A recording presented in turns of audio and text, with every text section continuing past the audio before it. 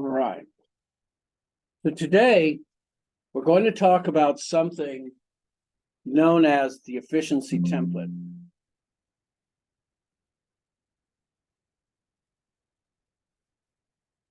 So what you have in your hands is the efficiency template, and it is also something that you will be used to help you learn how to do this calculation, its purpose, and yes, you will see this on the test, okay?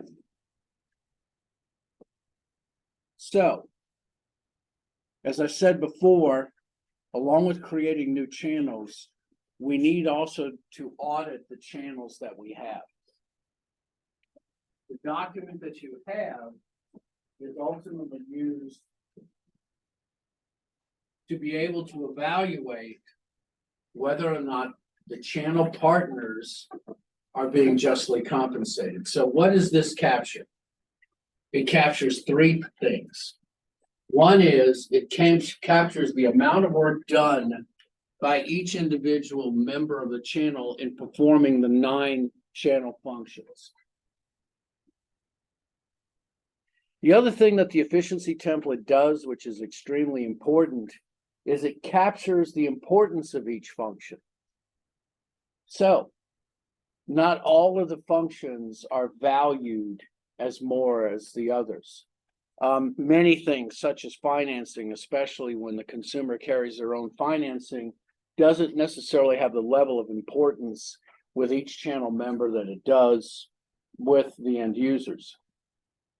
And so assigning the importance is valued. And then finally, we will calculate the share of the total channel profits that each member should receive. That should is based upon how much value each of the channel functions brings to each of the channel members. This should is what's known as the normative profit share. The normative profit share is exactly this, the share of the total profits that each channel member should receive. It is extremely important, especially when you consider that based upon the equity principle, satisfaction and value in a relationship comes from being justly paid for their efforts. And so if you wanted to number them 1, 2, or 3, 1, 2, and 3, you could. So the template captures the typing amount of work done, the importance of each channel function, and the share of the products that each member should receive. So this is it. We're going to talk about it in a minute. We'll use the document that I gave you. But I just want to say a couple of things off in the beginning. So if you notice, the first line is, you notice all the channel functions, all right? Then you see this total of 100. What this column has is the cost of each one of the channel functions, and it's using a constant sum scale. So remember what we talked about on Thursday, on Tuesday, the constant sum scale. The costs, all of them are all as a percentage, and that's what the first column has. The second column is the benefit potential, how valuable each one of those items are. So this is what are called importance weights. The idea of that middle column is to take into account not only the cost that's associated, but the benefits. And that's what this column is, the importance weight. You will not have to calculate the importance weight. All of that will be given to you. But I want you, if you see a question like that on the test, to know what it meant. Okay, so how do they do it? Well, they do it either in a quantitative or qualitative way. One way is they'll do what's called activity-based costing, which is an accounting method. It used to be also called zero-based budgeting. It means that every year you wouldn't have a budget. You would have to start directly from zero and calculate the requirement to be able to do everything. Okay, activity-based, you have to justify every activity by the benefit and the cost that it takes up. So that's the quantitative. A Delphi analysis or Delphi analysis is a qualitative techniques to measure that, and those can come from multiple sources. It can be an educated guess. It could be from industry professionals. It could be from known experts. The Delphi analysis is a qualitative way of coming up with that number. What happens in this final column is that the associated costs are given some respect with the benefit potential, and then the final weight is adjusted. So if the physical possession, let's say it's 30% of all the cost, yet the benefit potential is high, this number could become 35, the final weight of that particular column. Now, if you notice, this is a constant sum scale. If I add 5 here, then I have to subtract 5 from somewhere else. Once again, constant sum scales are a understanding that the world is finite and we have to prioritize resources. And by that token, that's what the final weight does as well. It says which ones are truly valued based upon their benefit potential. The next part of this is how the channels are laid out. You would start manufacturer, you could start wholesaler, then retailer, and then finally consumer. And this is the amount of effort that each member in the channel performs ultimately in the process itself. Does the manufacturer do the most work? Does the retailer do that much, or a wholesaler? Does the retailer, or even does the end user? And in the same way, this who does the most work, it has its own constant sum scale as well. So it requires you to see which member does the most work.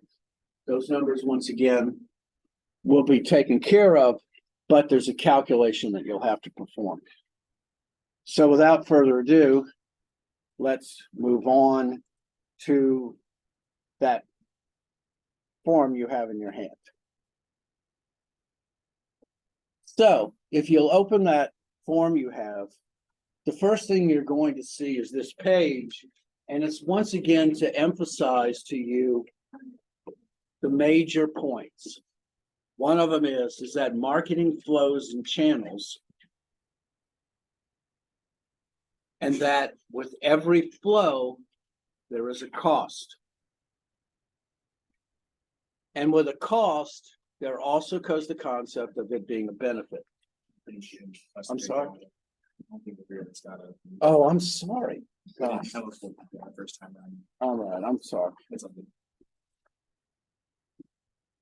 My apologies. Everybody got one? All right. You need one too?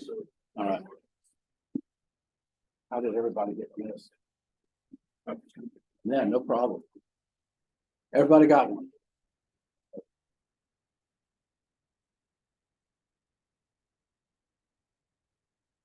So everybody on this page. We're going over the basics, marketing flows and channels. And each flow carries a cost represented. So the next page shows you the efficiency template. This is actually a worksheet, which means you're going to do work with it, but I'm gonna give you a different form of it so you'll understand it, okay? So we're back to the original form.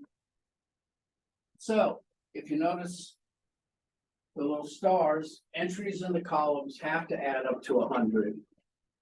Entries across the row have to add. Pardon? That was my computer. Okay, good. Okay. Now, if you notice what this is, the whole point of what the efficiency template is supposed to do is it's supposed to calculate in actual numbers what the normative profit share should be. And so let's fill some numbers in and we can see what one actually looks like. First off, when you get one of these on your test, all right, it's going to look very much like this, but it'll have a few extra columns. Okay. The title, excuse me, is extremely important because the title sets up how you understand the values. So this is Building Materials Company Efficiency Template for the channel serving end users through retailers. So we have three members in the channel, very simple: manufacturer, retailer, and end user. The end user could be a contractor, all right? A contractor, in case you don't know, is an individual who does work on many houses at a time and does those for the benefit of their clients. You know, contractors are a very different breed. But let's kind of look at what this says. So these are the original costs based in percentages, and they total 100.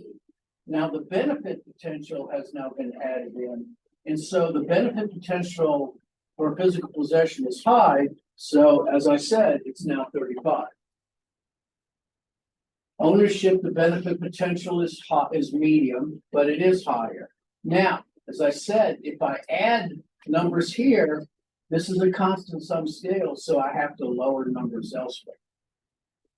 What the final weight shows is the true contribution of each of the 9 channel functions.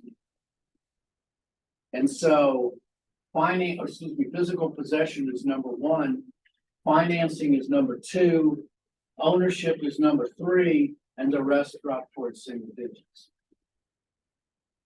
These numbers represent in percentages the performance and work done by each individual channel member. So the manufacturer, think of a manufacturer being someone like who works for a mill or a lumber yard. They're producing building materials because it's important to put that into context. So think about wood. Yes. Where do these numbers come from? These numbers will be given to you. The numbers basically represent a real world example that was done in the building materials industry. Okay. So like numbers can be different?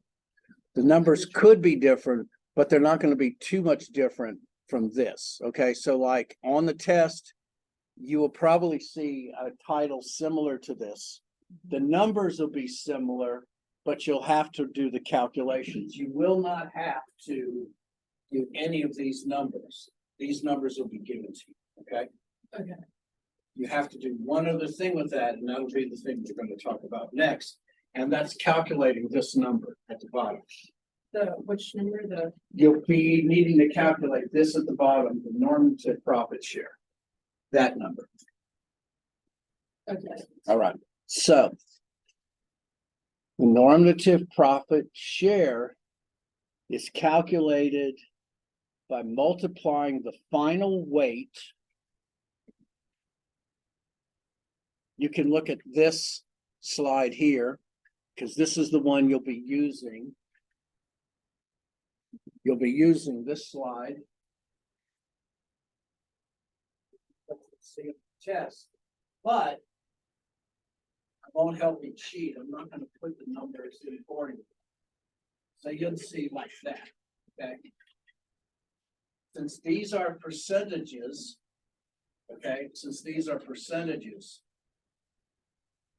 you have to convert them to decimals. All right. These are percentages.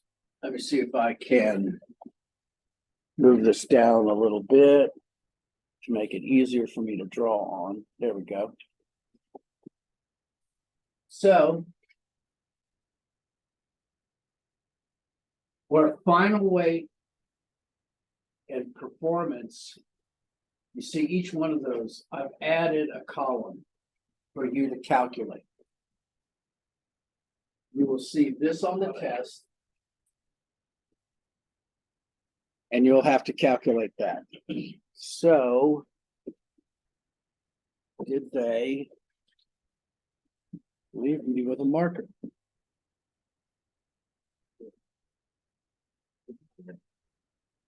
You. All right. So how do you actually do this calculation? This is the way you do it. You multiply the final weight times the performance, and it gives you a number. Multiply the weight times the performance.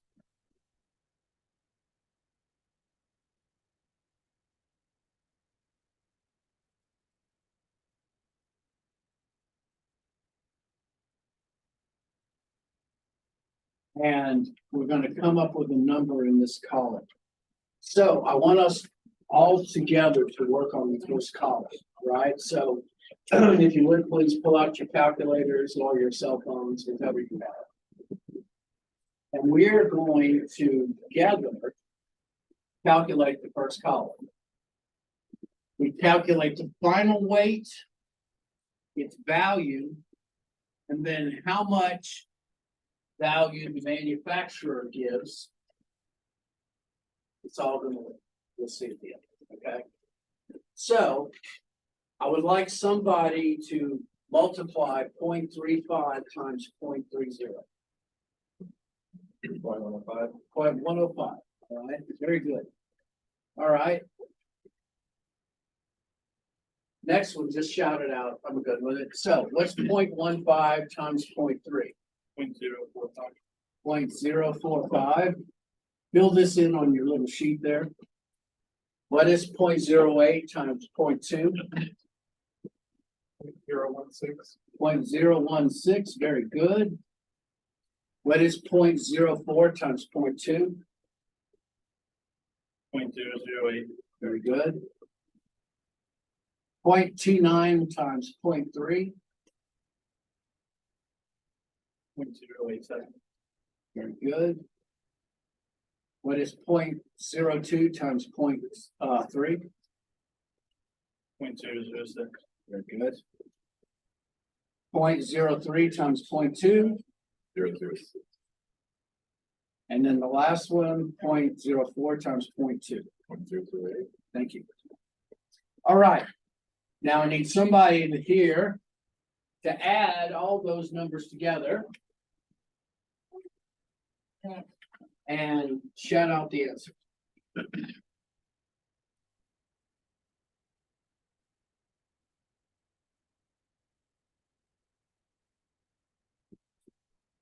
Point 281. All right, very good. Now, what's all this falderall? Why is it in this direction? This 0.281 is the normative profit share. This is how much money the manufacturer should get.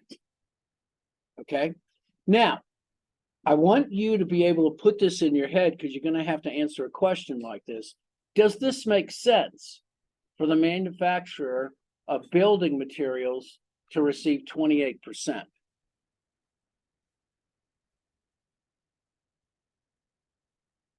This is how I would argue it. It's building materials. They tend to be commodities. We're talking about nails and lumber. And so generally, as a rule of thumb, its contribution in the system is important, but it's not maximum, all right? If I were to look at the retailer, look how much the retailer does in the investment in working in the channel environment. They do 80% of the promotion. Of course, the manufacturer maybe has an agent. They do 60% of all the negotiations. They do 60% of the ordering and the payment and half of all of the risk, just that, half of all of the risk. Whereas the manufacturer only has 3 out of 10. Yeah, it makes sense. It does. Okay. I want you now to go find your groups.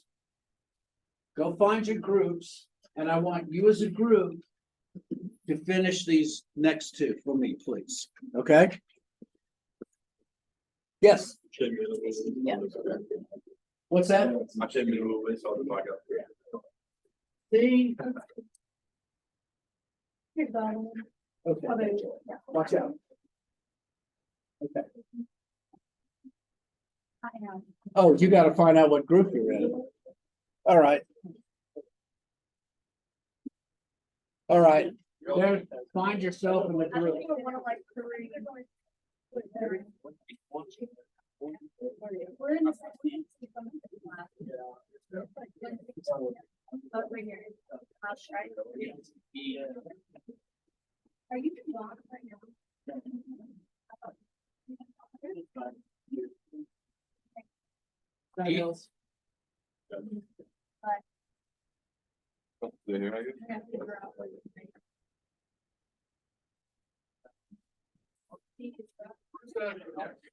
Chief, you know, yep. This one. Just a third. Are you beat? We'll go back there. Yeah, we're good. You're good.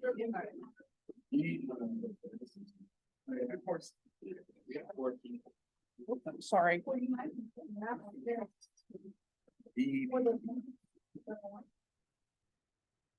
missing one. Oh, okay. Make sure when you get together in groups to exchange emails and that kind of stuff, because this will be the group you'll work with, okay?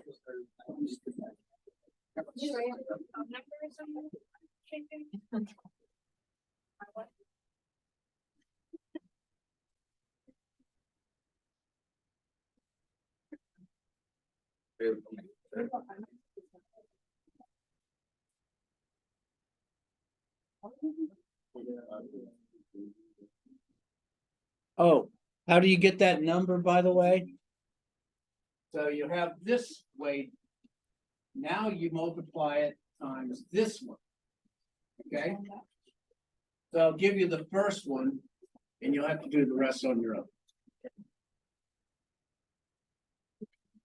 And then for the end user, it's the same thing. You calculate final weight here.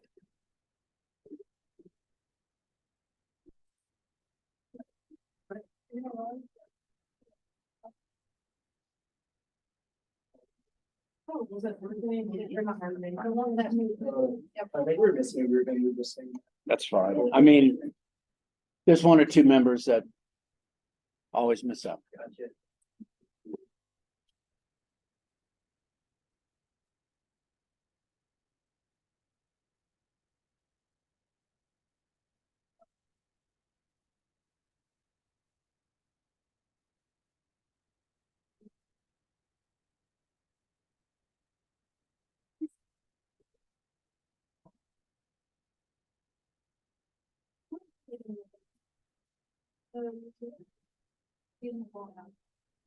Now.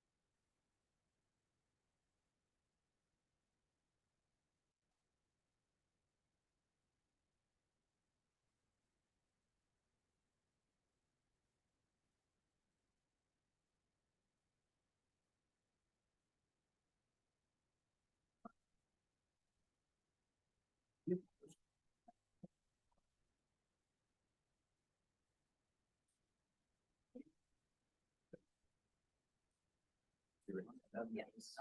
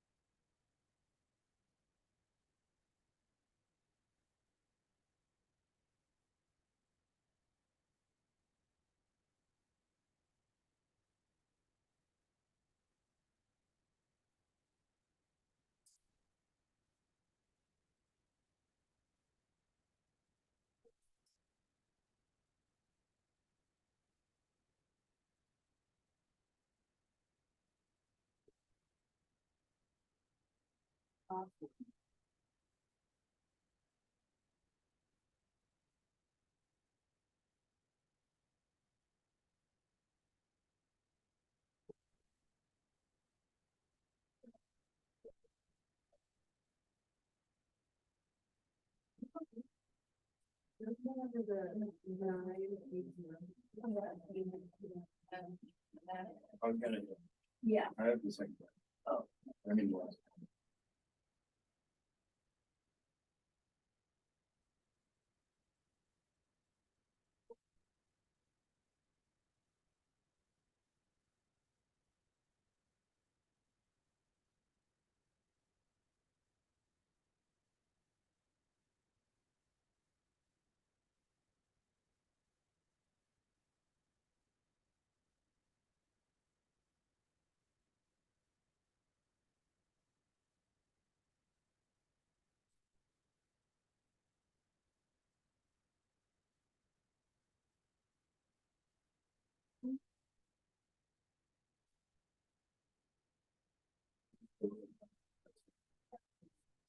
Oh, I didn't. Me neither. I didn't look like it. See what you got. What is that? Yes, that's. Okay. It's just there. I got you. Oh, eight, like, 127. Fine, 45, 06. So you do, you. Retail.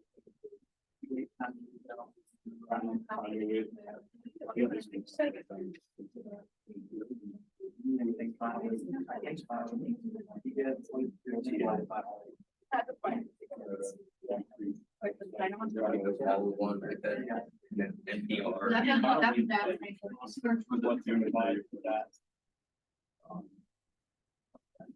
Yeah. You have clear.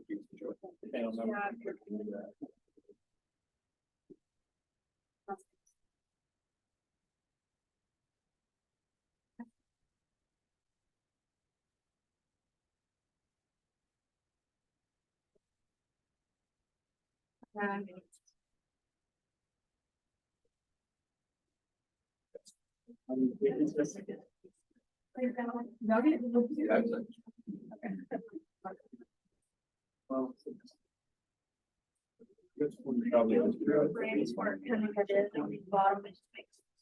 Like. Low medium. This one. I got it. Other than that, it's not realistic. I know, she said it's.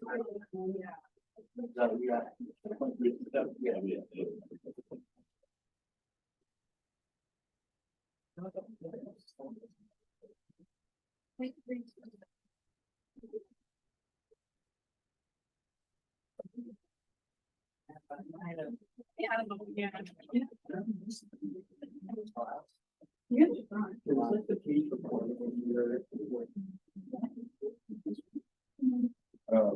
I wonder what really about to say. Yeah.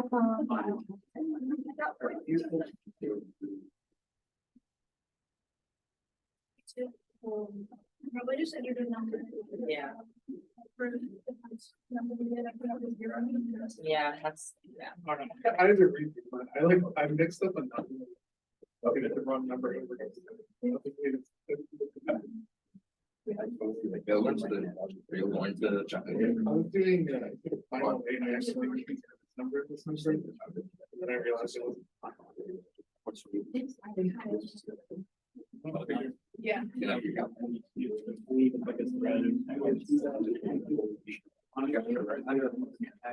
No, yeah. Why not? If we had to, then like, well, I just know like, I can like decode it like. So I can decode it, especially like. Yeah.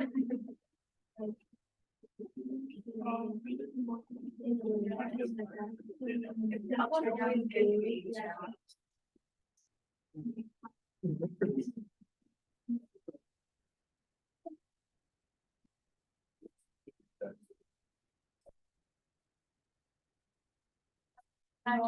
That one was like big. I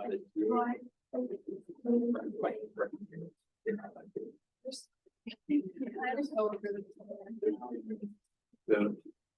Class that you take with Dawn. Never there. I'm just. Like it.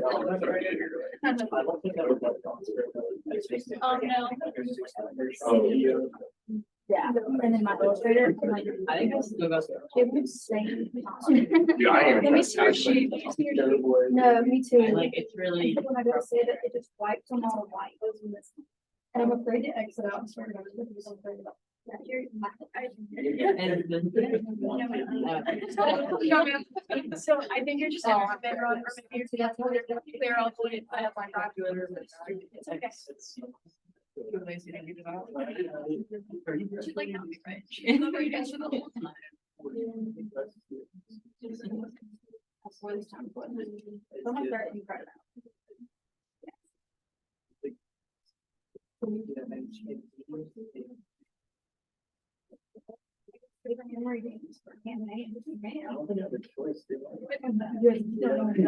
He's great.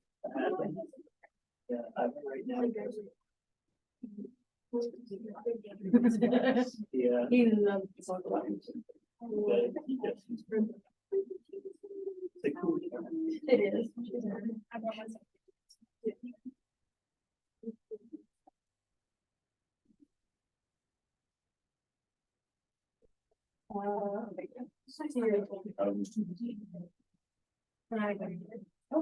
One more minute to start.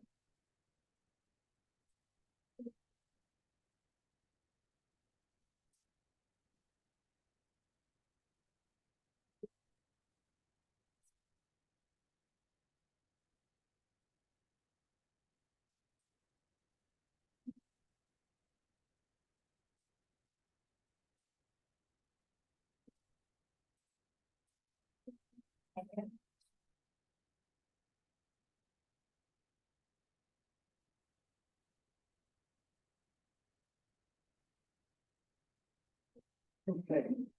So. Anybody shoot me that first number?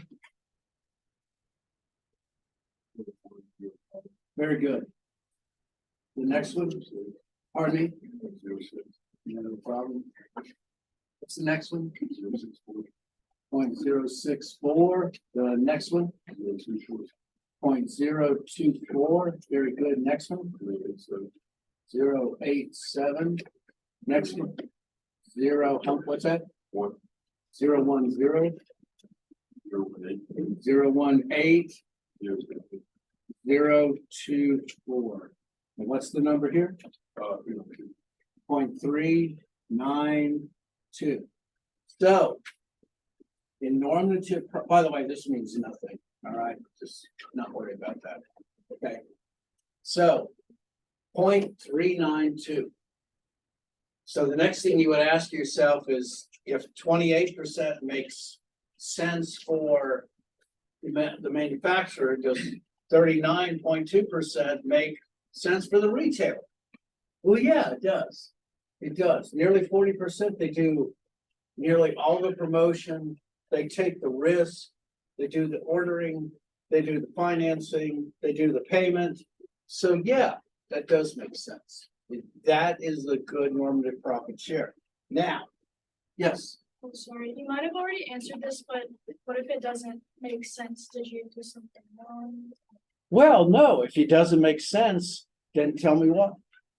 Okay, I mean, if that number were like 22%, is there a way to explain it?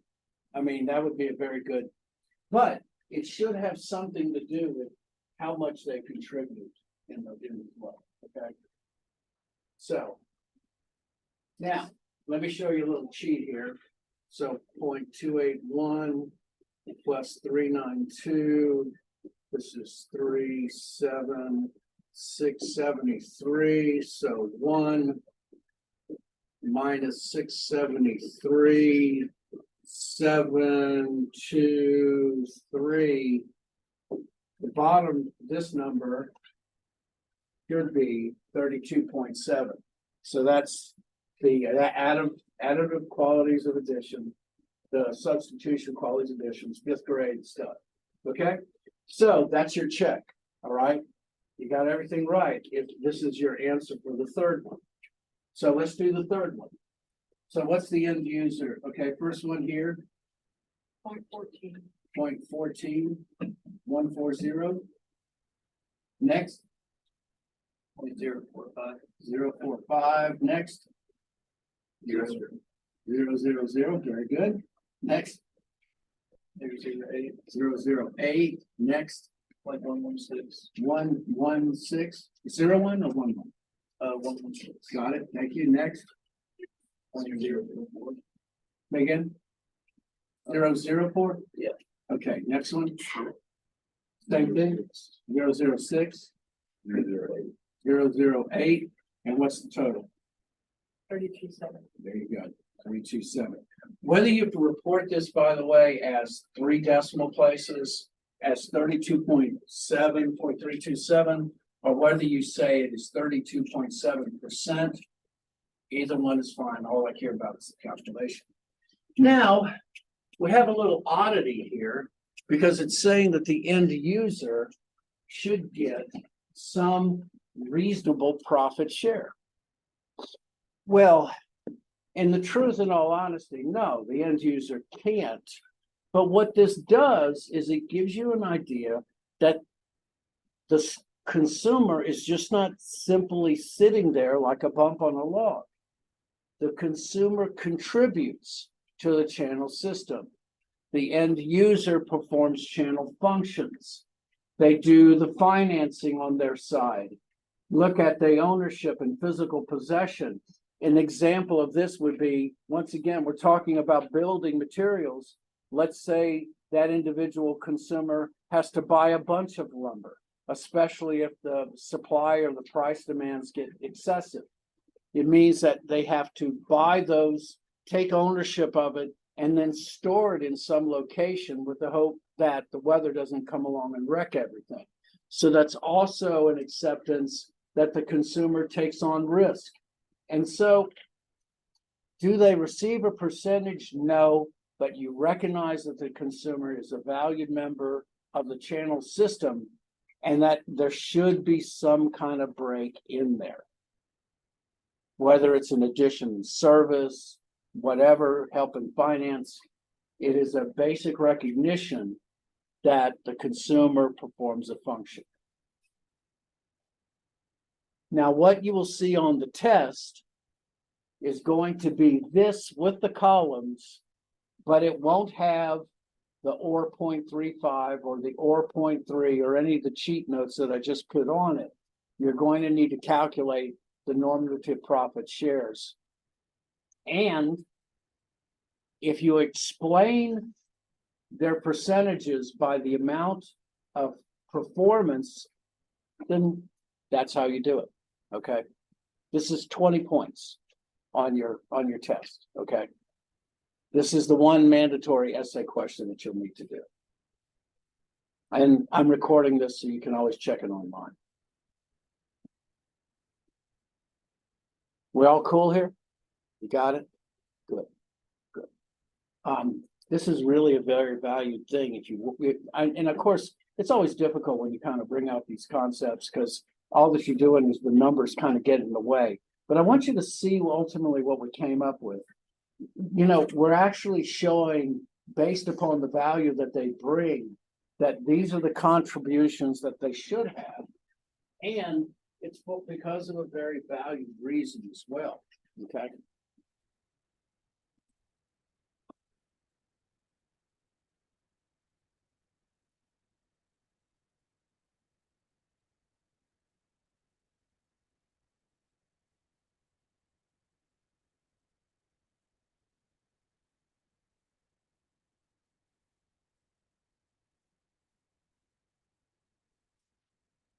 So what is the point of this? The one thing is that it helps us to reveal the cost of each function and how those costs are shared among channel members. It helps us to indicate how each channel member contributes to the value that they create.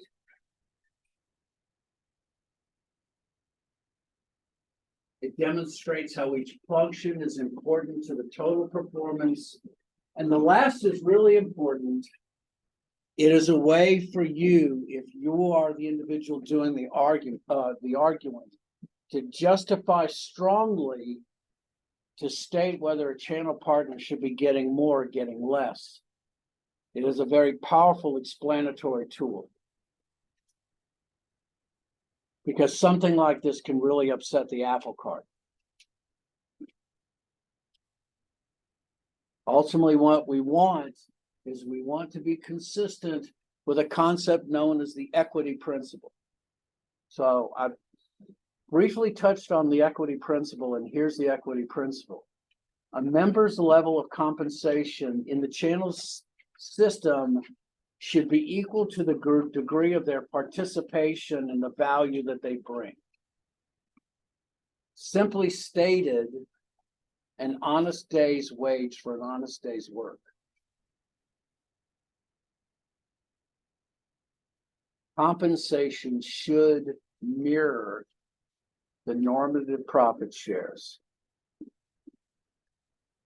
And the truth is, no, it doesn't always do it. Normative profit shares many times can be negated by power and conflict in the system, but you don't have to know that other than to know that many cases they don't match, okay?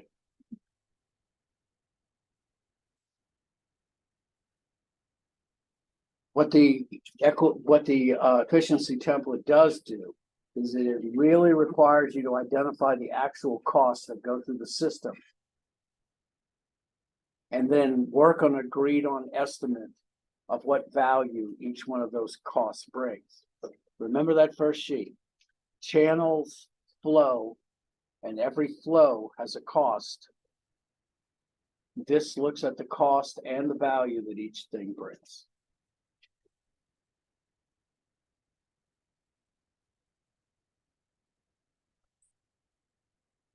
So one final thing to talk about, especially when it comes to efficiency, I want to just briefly touch on something known as the bullwhip effect.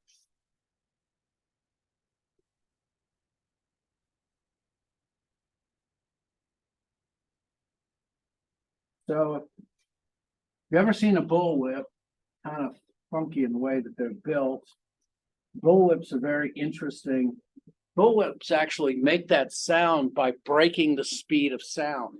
The tip of the bullwhip goes faster than 660 miles an hour. And so you're actually hearing a mini sonic boom, and that's how it makes its crack. Now, what I'm gracefully doing when I talk about the bullwhip effect is that I once again put the consumer in the driver's seat, and that the consumer demands go up and down in a very dramatic fashion, especially when it comes to unique situations. But the problem with those demands is that as you move further away from the consumer towards the manufacturer, the ripple effect of those demands become greater. And so where I have a little effect here from the retailer to the wholesaler to the manufacturer, the effect across becomes greater and greater and greater. Why, if you remember those things on Tuesday that I talked about, is that supply and demand are uncertain. The economies of scale demand large shipments and large placements. It means that small units of here as the consumer replicate into bigger things that the wholesalers do and the manufacturers do, to where it really, really sticks out. To be able to handle and manage this bullwhip effect can be very, very difficult, okay? So the last thing I'll leave you with